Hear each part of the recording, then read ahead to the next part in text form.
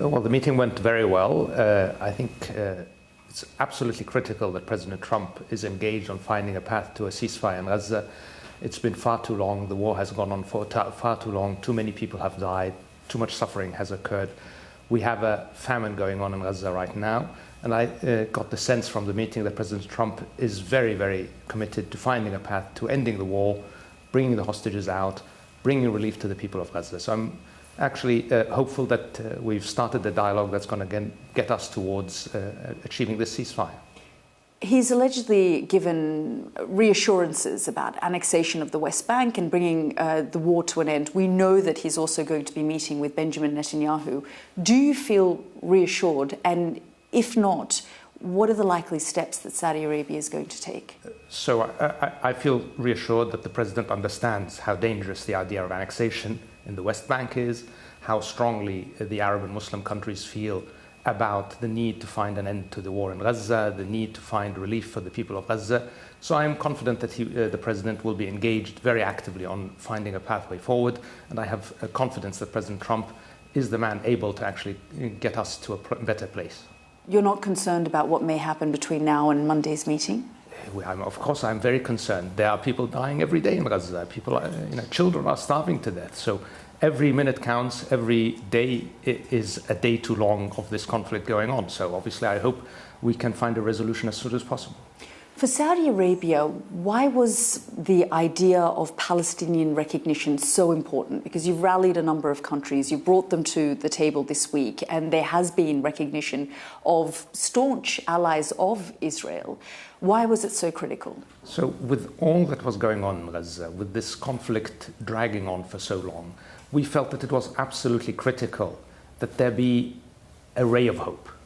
And that ray of hope partially exists in the renewed commitment by the international community to the two-state solution, to a Palestinian state, because that's a strong signal to everyone, but most particularly to the Palestinian people, that there is actually a hope for them to live in peace and harmony side by side with Israel, that there is a pathway through dialogue, through diplomacy, through working through the international systems. And I think the overwhelming support, not just through recognition by very important countries, but the adoption of the final communique, the final document of the conference, was an important signal. From my perspective, we've said now for decades that the two-state solution is the only solution to the conflict between Palestine and Israel. And many countries have stated that as their policy. Now, our argument was, well, if that is indeed your policy and you recognize Israel, then it is now time to recognize Palestine, to draw a line under that statement. Because non-recognition of Palestine, or the idea of that recognition would only come at the end of the process, served as a signal that perhaps we were open to other ideas other than a Palestinian state. And I think the international community has stated very clearly that they are committed to the idea of Palestinian self-determination through statehood, but also through a process, a diplomatic process, through dialogue. And I think that's incredibly important.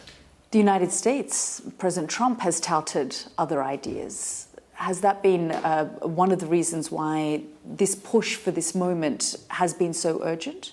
I think what I want to focus on is that there is global consensus, that there is a clear support for Palestinian self-determination.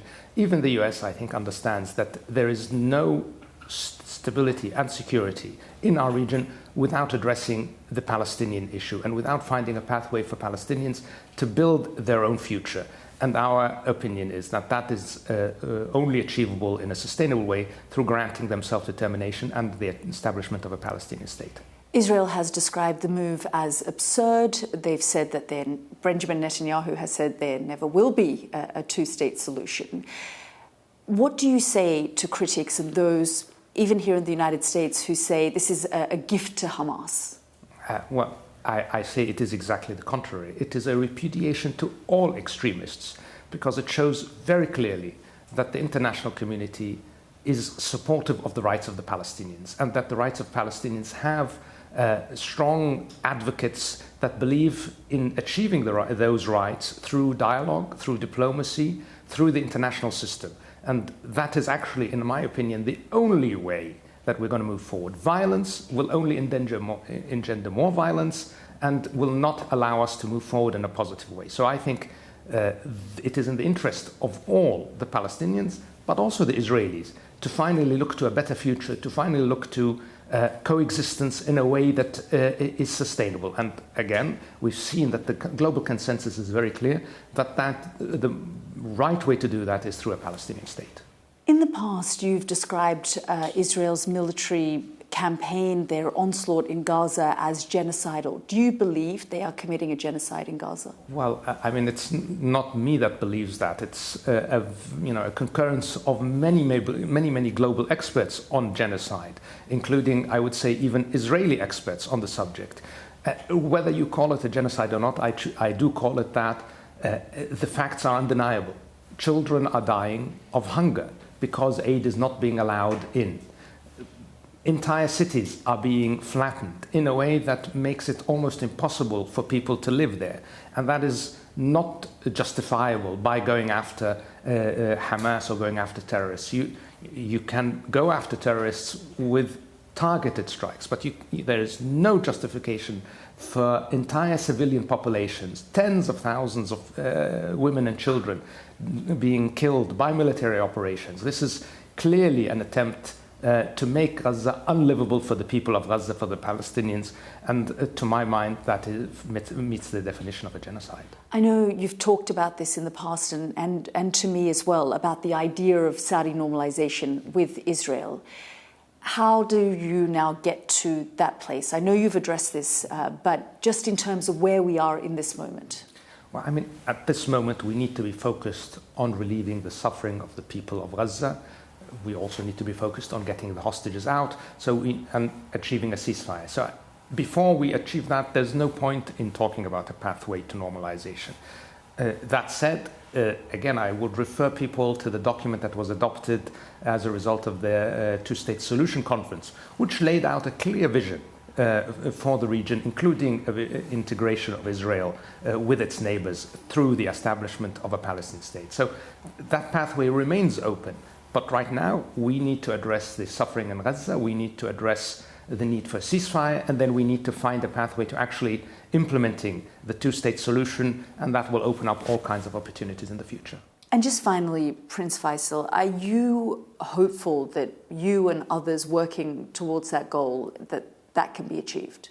Well, I don't know if I can be hopeful, given all of the suffering that we're seeing and the daily images of death and destruction in Gaza. But I am resolute, and the government of the Kingdom of Saudi Arabia is resolute in working towards a resolution of the current conflict, of the war in Gaza, and of finding a pathway to resolving the outside standing issues between the Israelis and Palestinians, and working towards a Palestinian state and Palestinian and Israeli coexistence, which will open up all kinds of opportunities in the region. And I am most encouraged by the attention that President Trump is now giving to the matter, and his clear statement that he wants to find a pathway to an end to the war in Gaza. And that, I think, is going to be critically important over the next few days. Prince Faisal, thank you so much for your time. Thank you very much.